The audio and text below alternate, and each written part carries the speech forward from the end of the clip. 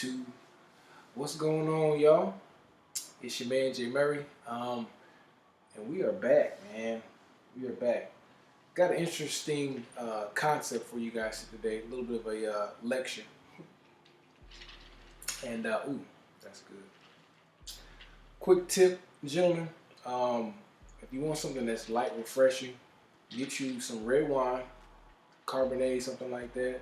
Even some red rose. It doesn't have to be anything strong. Red wine, a little bit of ginger ale, it'll get you there. Anyway, um, today's topic.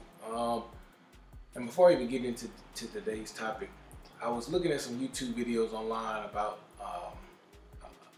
about this masculinity, this rush that I'm starting to see online. That's like coming across my feed every day, and I was really thinking, how can I come at this a different way? How can I come at this at a different angle and come at it with more of a theoretical standpoint, versus just spouting out my opinion about things. So one of the things I'd like to talk to you guys today about is what I believe is the lost art of game, and really all game is for men, because this channel is about men.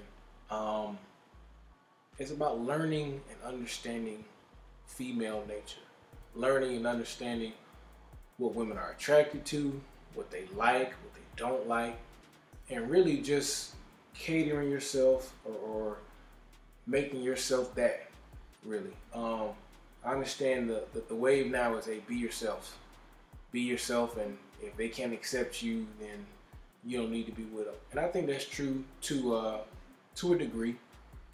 But with any good salesman knows, any good salesman knows you gotta put your best foot forward. And then once you build a rapport with someone, the real you is gonna come out. Anytime you meet somebody, first off, they're gonna meet your representative. That's just human nature. You're not gonna talk to a stranger the same way you would talk to your mother or your father. It's just that it is what it is. But I think what men need to understand and really hone in on is learning female nature. What are they attracted to? If you can learn that, understand that, then you'll be able to get more women, get more girls, if that's your angle. But then two, you'll also be able to understand what they need to maintain attraction. That's a big deal when it comes to relationships. And maintaining relationships is maintaining attraction. So that's what today's lecture is about. I titled "Learning Women." So let's get into it. Theory. So this is my theory on how women see men, how women are attracted to men, to be more accurate. So there are three versions of men that women are attracted to, fellas. Three versions. I know women are extremely complex, but generally speaking, there are three types of men that I'd argue that they are attracted to, that they see first. It's what gets them aroused. So the first one we're going to talk about is Mr. Macho. Second, and of course, I tried to make them somewhat catchy so you'll be able to remember them, but also very straight to the point. So Mr. Macho, these are your Greek god figures. These are your Hulk guys. These are your physically in shape men. Mr. Money, these are your guys that it ain't tricking if you got it, so to speak. So very quick to leave with their wallet. And then you got Mr. Me, and Mr. Me stands for my everything. These are your soul tie guys. These are your high school sweetheart guys that have just been around forever in a woman's life. Now, I also believe it's a man's job to determine which one he is to her. So one thing men need to understand is that whatever role she sees you as, that's your role. You can't, and it's very hard to switch in between that. You can't really. Sometimes you're able to, make a job change, as one might say. Sometimes you can get out of roles, but whatever she sees you as, that's what you are. So, if you work within that, you'll be much better off. Won't play yourself. Women don't deal with men unless it's for a reason. So, when I say that, what I mean to say by that is, when women come to you, when they are, especially now and nowadays time, 2021, women aren't coming to men just because. It isn't just because they love you and oh my God, he's just nah. Man, there's a reason. There's something they're getting from you that they feel that they need. It could be attention, it could be money, resources, whatever it is. They're coming to you for a reason. So find out what that reason is. That's how you'll be able to move forward without getting your little feelings hurt. So key terms and definitions. So we're gonna go through the list here. Mr. Macho, what is he? Mr. Macho, there are two versions of men that fit in this category. The first more common type of macho man is the physical freak or the Greek god. So these are your athletes. These are going to be your football players, your basketball players on campus. If you're in college, these are going to be your gym freaks, guys that just are physically built. Typically, these guys are over 6 feet, very low fat content, high bone density, just chiseled, even if they're not bodybuilder type, because they don't have to necessarily be bodybuilder, just physically imposing men that women see an advantage biologically. They see an advantage in them from a reproductive standpoint. They see all these things from men that are like this. They physically look like men when you think of what a man should look like. I like to call this for their Bible readers, the Saul complex. Everyone, if you familiar with the Bible, King Saul, he was chosen by the people over King David because he looked like a king. He was tall. He looked strong, and that's why they chose him. It wasn't based on his heart. So that's a lot of what attracts women in this Mr. Macho figure, is that he looks like a man, and that's what they're attracted to from a, like I said, from realistically a biological reproductive standpoint. So the second version is the tough guy. The second version of Mr. Macho is a tough guy. So this guy's quick to violence, short-tempered, and his willingness to violence is attractive to women and makes them feel safe at first. So these are your hood dudes. These are the dudes that like to keep weapons on them readily. And regardless of how you feel about weapons and guns, all other kind of stuff, about them, that sense of danger is attractive to women because they think, okay, well, if someone does ever, if she's ever in a situation where she could be put in danger, Mr. Tough Guy is gonna protect her. He's not afraid to take a L. He's not afraid to go to jail, and that's sexy to a lot of women. Again, these are things that are attractive to them. It's not something that's gonna make a good husband. It's not something that's gonna make a good boyfriend, nothing like that. But they're just attractive traits that women love about men. So, Mr. Macho, you got your Greek guys, then you got your Mr. Tough Guy. So those are the two. We're gonna move on to the next one. Mr. Money. Now, men that fall into this category are good at selling the illusion of experience and lifestyle. Now, Mr. Money wasn't always Mr. Money. Usually Mr. Money was the broke dude, never had any money, never could get women. So when he got his money, that's obviously what he's gonna spend his money on. So Mr. Money is really good at being spontaneous, which is something that women absolutely. I haven't met a woman that loves the mundane. So being spontaneous to a woman is very, very attractive to them. It's the diamond earrings that she might receive just on a Tuesday. The flowers she might receive on a Tuesday. The diamond earrings she might receive on a Friday. The trips out of town. The bags or whatever. These are the things that Mr. Money is going to be able to provide. Usually, Mr. Money doesn't provide security necessarily. He just provides experience and lifestyle, which is what a lot of women in our generation now love and value. They love a lifestyle. These men are good at making women's life comfortable, yet exciting. So again, Mr. Money's gonna come through. He's gonna spend his money, boom, boom, boom, $200, $300, $400, $500, and he's gone. But that initial drop-off investment is gonna linger in her mind, and it's gonna start to.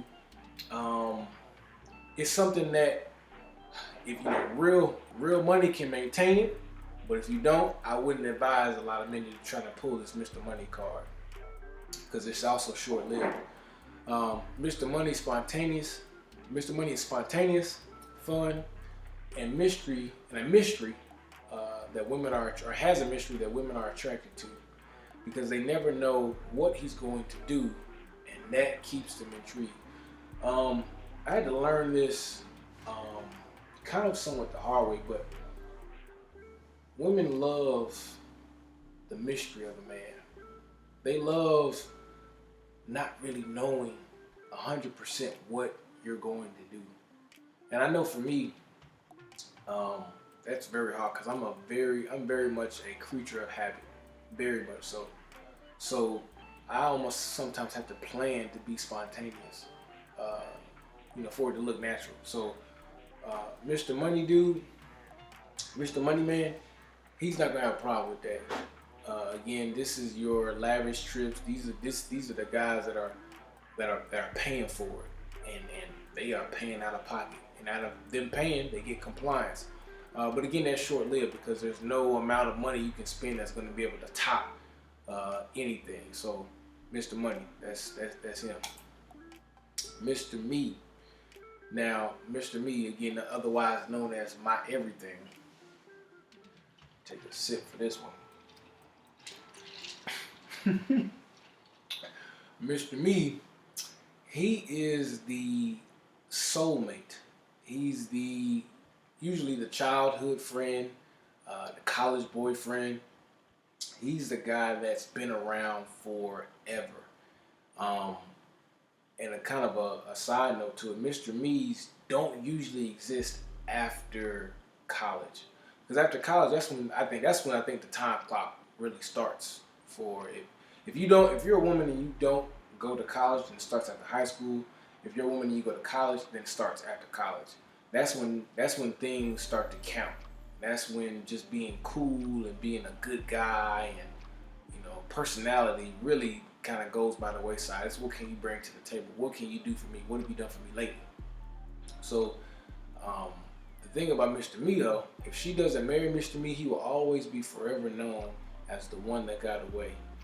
Mr. Me is the guy that she's gonna think about when things go wrong. When she's gonna compare, if a woman is fortunate enough to have a mystery, and she doesn't marry him, she's going to compare every man psychologically to him.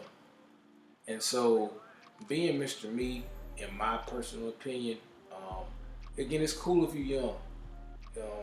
It's understandable because no one has any money yet. No one, men don't fully develop until their late 20s, damn near their 30s. So, Mr. Me is just the guy that's been there for her, since day one. She's the guy that she's gonna call when things are going right in her life, and then when things are going wrong. He's gonna almost be like a brother to her, and it's a real deep connection that she's gonna have with him. But being Mr. Me is difficult because it involves the most investment, but it also yields the greatest reward, which is her mind. And I think that's something that men are not understanding today, is that if you want to unlock a woman's body, you have to unlock her mind first. Women love with their ears. You ever wonder why they say whisper sweet nothings into her ear? Sweet nothings. They love with their ears first. That's how they love. Men love with their eyes. Women love with their ears. So definitely something to keep note. Now, I got a little bit of outlier, and just as a quick recap, the three men that women are attracted to. Mr. Macho, went over that. That's the Greek god, the physical specimen. Mr. Money, that's your money guy, Mr. Moneybanks. Then Mr. My Everything, the soul tie. There's a fourth guy that women, I wouldn't necessarily are attracted to, but tolerate until they can get any of these three men. And that's known as Mr. Beta. There's a whole bunch of y'all out there too. Simp ass. So, Mr. Beta. Mr. Beta is otherwise known as a placeholder in a woman's life. If he doesn't fit the mold of one of the three men that she desires, he's merely for show. He's the boyfriend that she doesn't care about. He's the boyfriend that's just there. I think a lot of what women kind of go for today is the safe route is finding a Mr. Beta that also can serve as a Mr. Money, and then having that physical freak on the side, so that way they can kind of get the best of both worlds. It's a lot of women's game plan nowadays. Despite the advertising, a woman's biggest fear is to be alone. And studies show that 1 in 3 women have actually reported going on dates without any intention of interacting with the man afterwards. So if a woman can't get these three, again, those three types of men, Mr. Macho, Mr. Money, Mr. Me, those are 3 types of men that women generally pretty much want. But if they can't get them, you gotta fill your time with something. Get you a Mr. Beta, and hopefully he has some ends to kind of make it, sweeten the pot, sweeten the deal, make it worth it. But Mr. Beta is also Mr. Nice Guy. He doesn't ask for anything or control any damn thing. He's there to tie her shoes and hold her purse, essentially. So he is a place filler, easily replaceable, and just always there. So I encourage men, don't be Mr. Beta. Mr. Beta is getting used and abused. And I understand for a lot of men, because I believe in the 80-20 rule. I believe that 80% of men are generally Mr. Betas, and 20% of men are actually alphas. So, this channel is to inspire men, to get up off your ass, man, go to work, build yourself up, so you don't have to be the Mr. Beta guy. Because the crazy part is, and I have no statistics to back this up, but how many men out there are Mr. Betas and don't even know it? And you thinking, I pulled this great girl, she's bad, she's smart, she's got a good job, you think she goes to church, you think all this stuff, and you really get used because you're not one of the 3 that she's physically attracted to. So, fellas, get your money up, get your weight up, get your mental up, and wise up, man. So the essentially this lecture, just to kind of pull everything into a close. Man, you gotta take the love blinders off. You gotta start looking at women logically. I think a lot of men begin to look at women as if they're some kind of mythological creature that you just can't, like a unicorn or something like that. No, they're just, to be honest with you, man, they're just the opposite of us. They're just the opposite of us, man. Women come from man. They are real, so they're a part of us. So they really shouldn't be that hard to understand if you just look at them and study their movement. So, getting the most out of a woman starts by understanding what is attractive to her. If you can understand what she's attracted to, you can just be that. And that's going to go a long way. I think looking at it from a salesman aspect, whatever the customer wants, just give it to them. And not to say, hey, just give women everything that they ask for. I think that's a fool's errand. But what they're looking for, you have to mimic that in some ways for her to remain and stay attracted to you. You have to know what piques her interest. You have to know what kind of tickles her fancy. You have to know these things, or else it's gonna just be a long, or else you end up like Mr. Beta. Putting yourself in the friend zone, which is what a lot of men do. I've seen a lot of men start to do this. And I've done it myself, so I can't say I'm not guilty of it. Putting yourself in the friend zone in hopes of it turning physical is the dumbest strategy a man can choose. I know a lot of men that will wait in the friend zone. Again and again, I've done this myself. I know a lot of men that have put themselves in the friend zone for a month, 6 months, a year, 2 years, just to hit one time. I personally have been friends with a chick on social media for up to a year and a half. I've done this a couple times.